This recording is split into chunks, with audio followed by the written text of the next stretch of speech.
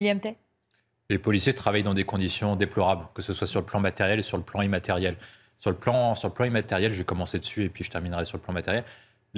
On parle souvent de violences policières, ils sont victimes d'insultes et d'attaques de la part de certains discours politiques, alors que la vérité, c'est qu'il n'y a pas de violence policière, il y a des violences anti-policières et il y a un discours de haine anti-flic. C'est-à-dire que les policiers se prennent tout dans la gueule. Ils se prennent des jets de cailloux, ils se prennent les émeutes. Dès qu'il y a des manifestations sociales, c'est eux qui sont envoyés en première ligne pour pouvoir sécuriser la manifestation. Ils en prennent plein la gueule. Et c'est ça qui est compliqué. Et est-ce qu'ils bénéficient d'un soutien d'un ensemble de la classe politique? Moi, je vois qu'il y a une différence entre ce que pensent les Français et ce que pense la classe politique.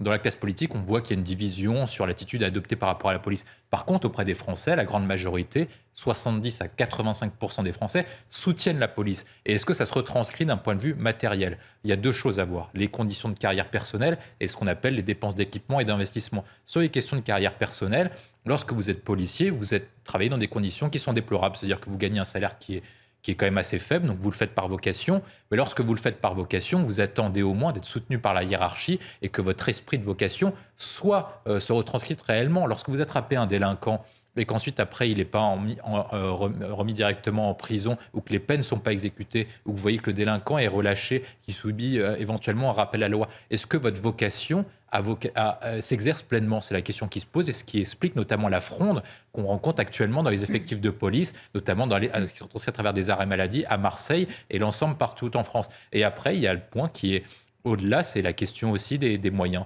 C'est-à-dire que je pense que renforcer les moyens humains est utile. On l'a vu lors des émeutes, notamment du fait que c'est la présence policière qui a permis de stopper les émeutiers. On a vu que la présence policière avait permis notamment d'assurer un 14 juillet qui était beaucoup plus calme que les années précédentes. Par contre, il faut que ces moyens matériels se retranscrivent également en termes d'effectifs, mais pas uniquement en termes d'effectifs, mais en termes de moyens matériels, pardon. C'est-à-dire en termes de cars, il faut pouvoir renouveler nos équipements, il faut pouvoir leur donner des équipements pour lesquels ils puissent aller se battre et nous protéger plus efficacement. Alors, la cour des boxeurs qu'on envoie sur le ring. Ah mais moi je pense que non seulement ce sont des boxeurs, mais en plus vous les envoyez avec des boulets aux pieds. Parce que lorsque vous dites que certains élus, notamment avec la polémique qu'il y a sur Paris, vous dites que la police municipale de Paris doit aller arrêter des délinquants, mais sans armes létales. Alors qu'on est dans une société de plus en plus violente, où à l'époque vous avez des altercations verbales, maintenant les gens sortent tout de suite le couteau. Et donc vous ne donnez pas les moyens aux policiers de pouvoir assurer notre protection de manière efficace. Ça, c'est le premier point que je vois. L'autre point que je vois, c'est c'est une question de stratégie de la politique de l'État. Lorsque vous prenez les dépenses, notamment assurées, en 1965, on avait 12% de notre PIB qui était destiné aux dépenses sociales. Maintenant, c'est 35%. On a un record de dépenses sociales et pourtant, on n'a jamais eu autant de pauvres en France. On a quasiment 10 millions de pauvres. Est-ce qu'il ne faut pas, en parallèle, plutôt que d'augmenter sur les dépenses sociales, augmenter les dépenses en termes de régaliens? Parce que lorsque vous avez une société qui est ultra-violente, où il y a de plus en plus de barbares et de tarés qui sévissent dans nos rues, il faut une police pour pouvoir arrêter ces personnes-là. Et donc, l'évolution de la société appelle à des moyens supplémentaires en matière de police et en matière de justice. En matière de police, les moyens ne sont pas suffisants. Les policiers en parlent régulièrement en termes de carrière, en termes d'effectifs, en termes de moyens matériels. C'est-à-dire que les voitures, certes, ont été renouvelées de la part de Gérald Darmanin, mais les commissariats sont assez vétustes. Le policier que vous avez interviewé disait qu'ils n'ont même pas de papier de toilette dans leur propre commissariat. Donc c'est quand même travailler dans des conditions qui sont déplorables. De la même manière, en matière de justice, la France dépense 2 fois moins que l'Allemagne. Et donc, il faut marcher sur nos deux piliers, renforcer nos moyens régaliens en matière de police pour pouvoir attraper les délinquants et pour protéger efficacement les Français. Et ensuite, après, une fois que vous avez attrapé les délinquants, les mettre efficacement en prison et donc augmenter les moyens de la justice pour que les personnes qui soient arrêtées soient effectivement mises en prison.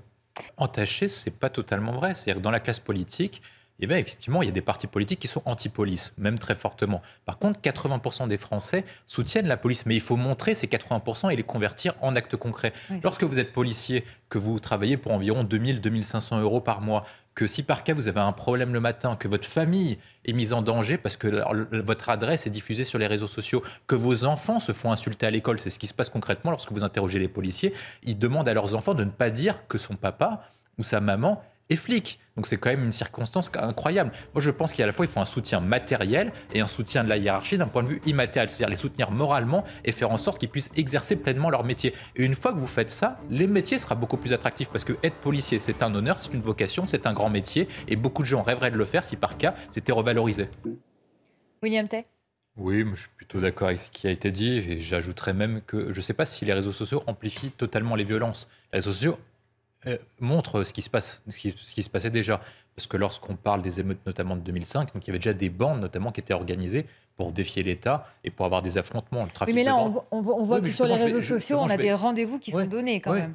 Justement, je vais y arriver. Donc, vous avez déjà des bandes qui étaient organisées et qui organisaient des infractions contre l'État ou contre les représentants de l'État depuis 2005 à minima, si ce n'est pas avant. Ensuite, après, sur le trafic de drogue a toujours été organisé avec des bandes qui s'affrontaient depuis très longtemps. Ça ne date pas uniquement des réseaux sociaux. Ensuite, là où les réseaux sociaux ont un rôle qui est pervers, on va y arriver, c'est qu'en fait, vous avez des bandes, notamment dans les quartiers dits prioritaires de la ville ou les quartiers de la ville, où en fait, vous avez des jeunes qui sont sur une méthode d'insertion qui n'est pas la même que l'ensemble des Français. C'est-à-dire qu'ils sont sur une méthode d'intégration qui n'est pas la même que la méthode républicaine classique, où vous allez à l'école, où vous faites des amis à l'école, ou au centre de récréation, etc., ou les centres de loisirs, ou dans des milieux associatifs. Ils s'intègrent en faisant un parcours, ce qu'on appelle la loi du grand frère ou le parcours du caïd. Donc vous avez des gens qui s'intègrent notamment par une méthode dite alternative. Et pour s'intégrer dans ces méthodes alternatives, il faut faire une certaine course à la concurrence pour être le plus vu, le plus dans l'objectif du m'as-tu vu. C'est pour ça que vous avez des jeunes qui font des rodéos, c'est pour ça que vous avez des jeunes qui se mettent en avant sur une culture qu'on pourrait appeler la culture GTA, le fameux jeu vidéo où en fait vous apprenez à devenir un criminel. Et donc du coup, vous avez ensemble de ces sujets-là auxquels il faut devenir le plus cool de la bande pour être respecté dans ces quartiers et dans ces réseaux. Et celui qui fera les plus grandes actions, celui qui aura le plus de likes et le plus d'interactions sur les réseaux sociaux, va pouvoir être mis en avant et va être celui qui va être respecté, comme on le dit, dans la cité ou dans le quartier en question. Et c'est pour ça qu'en fait, les réseaux sociaux amplifient ce type de violence, parce que vous avez les jeunes qui veulent faire beaucoup plus fort, parce que les réseaux sociaux marchent à peu près de la même manière. Plus vous avez un propos radical, plus vous faites une action radicale, plus vous avez de chances d'obtenir de likes et des interactions. Et s'ils veulent obtenir des interactions, s'ils veulent être respectés dans le quartier, ils doivent mettre des actions coup de poing qui sont beaucoup plus importantes. Ensuite, après, moi, j'ajoute qu'il y a un dernier point qui n'est pas spécifique aux réseaux sociaux, c'est ce qu'a dit le président de la République, il y a quand même un processus de décivilisation. Lorsque vous venez dans un cinéma, donc théoriquement pour passer du bon temps et sur une période dite de loisirs, je ne sais pas si c'est vraiment opportun de pouvoir se battre et faire des affrontements entre bandes ou faire des manifestations, notamment pour exprimer son mécontentement ou une réaction d'émotion par rapport à un film. William Tay, une réaction à ce reportage. Comment c'est possible d'enlever l'allocation à une personne handicapée? Pourquoi il y a des critères? Ah ben, on est en plein absurdistan à la française, c'est-à-dire qu'il y a des règles qui ont été faites et je ne suis pas sûr que ça s'applique dans la vie réelle. Moi, je me mets à la place d'Alain. Il est actuellement il est handicapé, donc j'imagine, vu sa situation, j'imagine à plus de 80%. Et au moment où il reçoit une bonne nouvelle, c'est-à-dire de rencontrer quelqu'un, et ben il perd ses ressources financières. Et là, on en plonge en plein absurdistan, mais c'est à peu près cohérent. On a demandé de faire des CERFA pour sortir pendant les crises sanitaires. On demande des règles qui sont inapplicables aussi, et des règles qui sont plus absurdes les unes que les autres. Alors maintenant, quelle est la règle qui était précise? Le dispositif va changer à partir du 1er octobre, c'est pour ça que votre reportage le dit. En fait, la règle qui a été fixée, c'est ce qu'on appelle la conjugalisation de l'adulte allocation adulte handicapé. C'est-à-dire qu'à l'époque, avant le changement qui a été voté à l'Assemblée nationale récemment, c'est-à-dire que lorsque vous recevez une allocation, environ 971 euros, si je ne me trompe pas, et ben, ce montant d'allocation était plafonné et modulé en fonction des ressources de votre conjoint. Et en l'occurrence, donc du coup, on prenait les ressources de compte du foyer familial. Et comme il s'est marié avec une personne, et ben les ressources de son épouse sont prises en compte. Et donc du coup, son allocation a été revue à la baisse. Ce qui va se passer à partir d'octobre prochain, c'est que on considère maintenant que son handicap, c'est lui qui l'a, c'est pas le foyer familial qui a un handicap, c'est lui-même qui l'a. Et imaginons que sa personne le quitte ou quoi que ce soit, il est un changement de situation familiale, et ben il faut qu'il conserve toujours son allocation adulte handicapé. Et donc, du coup, maintenant, on ne prend plus en compte les ressources du foyer familial, mais on prend uniquement en compte son incapacité, si elle est à plus de 80% ou si elle est à 50%, pour lui donner cette allocation. Moi, je pense que c'est une avancée qui est majeure, parce que c'est la personne qui est en situation de handicap, c'est pas le foyer familial. Et puis on sait maintenant que les situations de la vie peuvent évoluer. Il faut qu'il soit en sorte de pouvoir assurer son autonomie malgré sa situation de handicap. Donc ce changement arrivera, vous le disiez, au 1er octobre 2023. La prise en compte des revenus du conjoint ne sera plus effective pour le calcul de l'allocation. Il était temps? Oui, il était temps. Il était temps parce que quand on regarde la situation, c'est ce que je disais tout à l'heure, c'est qu'on est en plein absurdistan. C'est-à-dire qu'on dit, voilà, vous êtes handicapé, mais on va prendre en compte les ressources du foyer familial pour déterminer votre niveau d'allocation. Et ce n'est pas juste, c'est à la fois absurde et injuste. D'une part, c'est absurde parce que on prend pas, c'est pas votre conjoint ou votre conjointe qui est handicapé, c'est vous-même. Et donc du coup, on doit prendre uniquement votre niveau en compte. Est-ce que vous êtes handicapé à 80%? Est-ce que vous êtes handicapé à 50%, à 25%? Et en fonction de votre capacité à occuper un travail au-delà de votre situation de handicap. L'autre point que je vois où c'est injuste, c'est que ça met en place des situations qui sont inégales par rapport à d'autres situations. Je vais illustrer par un exemple. Imaginons que vous soyez handicapé à 80%, mais que vous épousiez quelqu'un qui soit très très riche. Bah, vous touchez quasiment aucun revenu et pourtant votre situation de handicap est très élevée. Alors que si par cas vous avez une situation de handicap à 50% et que vous épousez quelqu'un qui n'est pas riche, la personne qui est handicapée à 50% gagnera plus que la personne qui est à 80% en fonction de sa situation maritale. Donc c'était à la fois absurde et totalement injuste. Il était temps qu'on revienne dessus. Et l'autre point, moi, que je vois qui est attristant aussi dans le reportage que vous avez diffusé, c'est qu'en plus d'avoir une situation difficile, ils soient obligés de se mettre dans des situations délicates, Alain, et en plus d'être victime d'agression. Et donc, il subit une double injustice. Une part, parce que son allocation a été diminuée en raison d'une règle absurde de l'État qui va être remise en cause au 1er octobre, mais pour l'instant, il vit dans une situation qui est délicate. Et en plus, il est obligé d'aller faire la manche et de vendre des objets et de se faire racketter alors qu'il essaye de gagner lui-même par son propre moyen. Donc c'est une situation qui est folle, vous avez raison d'en parler, et malheureusement, beaucoup de nos concitoyens la vivent au quotidien. Oui, alors justement, le handicap en France concerne 12 millions de personnes, c'est 18% de la population française. On ne leur porte pas assez d'attention. Moi, je pense que la société est en train d'évoluer. C'est-à-dire que vous allez avoir de plus en plus de personnes qui vont être dépendantes. D'une part parce qu'on a un vieillissement global de la population, le handicap est davantage pris en compte. Donc vous avez dit 12 millions de personnes, des millions de personnes maintenant qui vont devoir ce qu'on appelle le lien intergénérationnel et ce qu'on appelle la silver economy. Et comment on fait pour faire muter notre modèle d'économie et notre modèle de société pour prendre davantage en compte la question de la dépendance, soit à travers l'âge, soit à travers le handicap, pour faire en sorte que ces personnes puissent être autonomes et puissent être libres au maximum de leur situation pour affronter les défis de la vie. Le premier point, c'est est-ce que l'allocation adulte handicapé permet de vivre ? Elle est d'environ un peu moins de 1 000 euros par mois. Est-ce qu'une personne peut vivre avec moins de 1 000 euros par mois lorsque vous êtes handicapé à plein niveau, donc à 80%?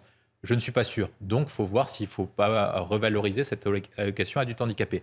L'autre point aussi, au-delà de la question du montant d'aide, c'est est-ce que les infrastructures françaises correspondent, et notamment en termes d'investissement, pour faire en sorte que les personnes qui sont en situation de handicap puissent être intégrées, que ce soit dans le monde de l'entreprise, que ce soit dans les transports publics. Est-ce que toutes les règles françaises sont mises en place pour faciliter la vie de ces 12 millions de personnes pour vivre au quotidien? La 6e conférence nationale sur le handicap présidée par Emmanuel Macron s'est tenue le 26 avril dernier. Elle a été boycottée par le collectif Handicap qui reproche au gouvernement le manque de concertation. Vous êtes d'accord ? Je pense qu'il y a à la fois un manque de concertation et également surtout un manque d'humanité de la part de ce gouvernement.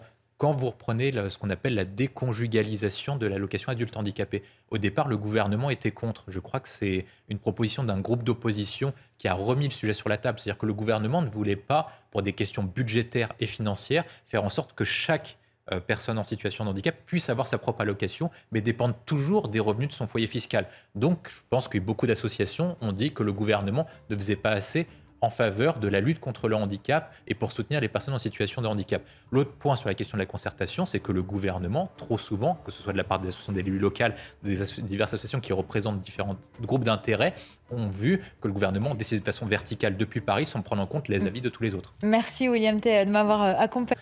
Nous, ce qu'on voit en fait, et c'est Marcel Gauchet qui l'explique dans son livre Le désenchantement du monde, vous avez eu plusieurs périodes qui ont marqué l'Occident et notamment la France. C'est qu'à peu près jusqu'aux années 60-70, on était en phase de ce qu'on appelle déchristianisation. C'est-à-dire que l'État français, globalement, depuis la Révolution française, a fait en sorte de déchristianiser le pays pour le transformer en pays laïque. Et donc, du coup, faire en sorte, et ça a conduit à une baisse de la vocation, une baisse de la foi d'une grande partie de la population française. Et ce mouvement s'est intensifié et s'est accentué avec ce qu'on appelle la mondialisation néolibérale, c'est-à-dire l'ère de la consommation sur les sujets matériels. Et je vais illustrer par un exemple. Par exemple, lorsque vous preniez il y a 10, 15, 20 ans les envies des jeunes diplômés, ils regardaient davantage le salaire. Or, depuis la crise de 2008 et depuis la crise de 2020 sur la crise sanitaire, les jeunes, notamment, s'interrogent sur la quête de spiritualité et sur des questions immatérielles. C'est-à-dire que vous avez beaucoup de jeunes qui préfèrent désormais regarder la quête de sens, le choix du métier, le propre même, plutôt que regarder le salaire et le gain concret de ce que vous gagnez à la fin du mois. Et c'est normal qu'avec ce qui s'est passé il y a une dizaine d'années, les attentats, etc., beaucoup de jeunes maintenant se tournent vers la foi dans la mesure où ils sont en quête de sens, ils sont en recherche de quelque chose qui est plus grand qu'eux et qui ne sont pas uniquement des choses matérielles, mais davantage immatérielles, comme le bien commun, les choses collectives, qui peuvent participer, je pense, à faire qu'il y a 1 million de personnes qui se rencontrent dans des journées catholiques, alors qu'on dit que le catholicisme est en déclin depuis 2 siècles. William Tay ? Oui, merci pour votre témoignage. Les vignerons participent à l'art de vie à la française, ils participent au rayonnement français. Et comme vous l'avez rappelé, vous faites face au réchauffement climatique, au dérèglement climatique qui provoque des catastrophes naturelles et une irrégularité en termes de pluie, etc.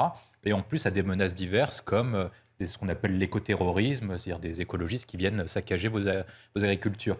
Et face à tout ça, en plus avec la montée des prix en termes d'inflation, pour vous, quelles sont les premières choses que doit faire un gouvernement pour vous aider, notamment face au dérèglement climatique? Est-ce que des idées comme faire des grandes bassines, comme à Sainte-Soline, peuvent être des solutions, ou mettre en place l'économie circulaire pour pouvoir réutiliser les eaux davantage afin que vous ayez une eau potable et une eau pour pouvoir alimenter votre agriculture de manière permanente et faire face à l'irrégularité maintenant des cycles de pluie? Évidemment. Je pense que le vin français est le meilleur vin du monde. Alors, sur le point que vous développez depuis plusieurs minutes, c'est en fait l'agriculture française est à la pointe. Malheureusement, on doit faire face à des nouveaux défis, des nouvelles menaces, le réchauffement climatique, le dérèglement climatique, la montée des prix engendrée par la guerre en Ukraine et par la crise sanitaire, et même un contexte géopolitique qui est difficile. Et on voit aussi, au-delà de la question des vignerons, que l'agriculture est désormais une arme géopolitique utilisée par Poutine pour faire pression sur d'autres pays. Si par cas on veut que l'agriculture française reste en pointe, il faut que les pouvoirs publics s'en emparent, anticipent et préparent les nouveaux défis, et même aident nos agriculteurs et nos vignobles à produire davantage. Et je pense qu'il y a un autre sujet qui n'a pas été abordé, c'est la question des taxes et des normes qui coulent en fait nos agriculteurs, alors qu'on doit les inciter à produire davantage pour faire en sorte que la France soit souveraine sur ce plan-là, puisse exporter nos biens qui participent à notre rayonnement, puisse alimenter l'Europe et même alimenter l'Afrique pour éviter les crises à venir. Pareil, ce qui a été dit précédemment, moi j'ai regardé en même temps. En fait, au Japon, il y a une différence majeure d'un point de vue judiciaire, c'est que au Japon, en fait, ils lancent une enquête criminelle uniquement à partir du moment où ils retrouvent l'assassin. Et à partir du moment où ils retrouvent l'assassin qui a des confessions, à ce moment-là, ils lancent une enquête pour enquête criminelle. Sinon, c'est uniquement une enquête accidentelle. Donc la différence de culture, la différence de juridiction fait que l'enquête avance différemment. Et maintenant, l'enquête, comme ça a été rappelé dans votre sujet, peut être relancée parce qu'au bout de 5 ans, on peut lancer l'affaire en France. Moi, le point que je vois en termes de réflexion, déjà, première, c'est soutien à la famille, parce que j'imagine que ça doit être compliqué de ne pas savoir, de s'imaginer, d'avoir l'espoir qu'elle revienne, de ne pas savoir. En tout cas, je pense qu'il faudrait qu'ils sachent. L'autre point que je vois en termes de réflexion, c'est avec la mondialisation et la liberté de circulation des personnes, que ce soit dans l'Union européenne et même globalement avec des gens qui voyagent de plus en plus souvent. Est-ce que la France peut se permettre d'avoir une politique qui doit être plus ambitieuse en termes de rapatriement et en termes de secours à l'étranger? Est-ce que c'est toujours utile, notamment de poursuivre la politique qui a été lancée il y a à peu près une vingtaine d'années, de fermeture des ambassades, fermeture de nos consulats, alors qu'on avait un réseau diplomatique important qui aurait pu être utile, notamment pour faire pression sur les gouvernements pour qu'ils accélèrent l'enquête ou qu'ils lancent une enquête criminelle. Ça, c'est le premier point. Le deuxième point, c'est qu'on a développé Interpol. C'est normal parce qu'à partir du moment où les gens circulent beaucoup plus, c'est normal d'avoir des organisations au niveau international qui puissent aider les gouvernements locaux, les gouvernements nationaux à pouvoir enquêter. Et de la même chose d'un point de vue européen, est-ce qu'il ne faudrait pas faire en sorte que d'avoir un véritable FBI européen? Et je pense que c'est l'ensemble de ces points de réflexion qui doit être utile en termes de réflexion, parce que le monde dans lequel on a bâti nos institutions après la Seconde Guerre mondiale n'est plus le même qu'aujourd'hui, et les comportements ne sont plus exactement les mêmes. Pascal Butotan, comment on garde espoir dans ces cas-là? Je pense que les familles réagissent différemment. Je pense qu'au sein même de ça, la famille de Stéphane Déron, je ne suis pas sûr que, par exemple, son frère ou ses parents ou ses proches réagissent tous de la même façon. Chacun a une approche qui est différente. Je pense que le point essentiel, qu'importe ce qui est arrivé à Tiffaine Véron, c'est de savoir. Parce qu'en fait, imaginez que vous ayez un espoir, vous vous dites, ah bah tiens, j'imagine que j'ai vu un signal comme quoi elle peut être encore en vie, ou je pense qu'elle peut être encore en vie. Et donc, ça vous donne de l'espoir, et peut-être un espoir, comme vous le dites, qui est peu fiable, parce qu'en fait, on sait à travers les différentes enquêtes qui sont menées, et monsieur les connaît mieux que moi, c'est qu'au bout d'un certain délai, il est peu probable qu'on retrouve la personne en vie. Mais malgré tout, les personnes, tant que vous n'avez pas la vérité, c'est compliqué de tourner la page d'une manière ou d'une autre. Donc, pour eux, il est important de savoir qu'il y a un décès ou qu'elle soit en vie ou pas. L'autre point que je vois, c'est de toute manière, il faut pouvoir la secourir. Parce que je pense qu'il doit y avoir des conséquences juridiques encore sur ce point de vue-là. Est-ce que la personne est considérée comme décédée en France? Est-ce que la personne est considérée comme encore en vie? Donc il y a un ensemble de conséquences également pour la famille qui doit être difficile à gérer. Imaginons qu'elle ait des propriétés. Est-ce que ces propriétés ou est-ce que ces biens, ces actifs immobiliers, ces actifs personnels sont transférés à la famille ou lui appartiennent encore dans la mesure où on ne sait toujours pas si elle est vivante ou décédée? Je suis plutôt d'accord, c'est compliqué. Je pense au vu des réactions qui sont données par la famille. Il y en a encore qui pensent qu'il y a une affaire criminelle. Il y en a qui pensent qu'elle a disparu. Donc c'est compliqué de savoir véritablement ce qui s'est passé. Le point qui est vraiment douteux sur cette question, c'est pourquoi est-ce que les autorités japonaises, que ce soit policières ou judiciaires, n'ont pas coopéré immédiatement avec les autorités françaises. Le Japon est un très grand pays, mais malgré tout, ça reste une ressortissante française. Donc la question qui se pose et que j'avais abordée tout à l'heure, c'est avec un moyen diplomatique, avec des pressions diplomatiques, normalement on devrait obtenir que le Japon coopère avec nous transfère les éléments qu'ils ont à disposition, voire même qui nous aide dans cette enquête, parce que ça reste une ressortissante française. Vous imaginez que c'était une ressortissante américaine, le Japon n'aurait pas traité cette affaire de la même façon.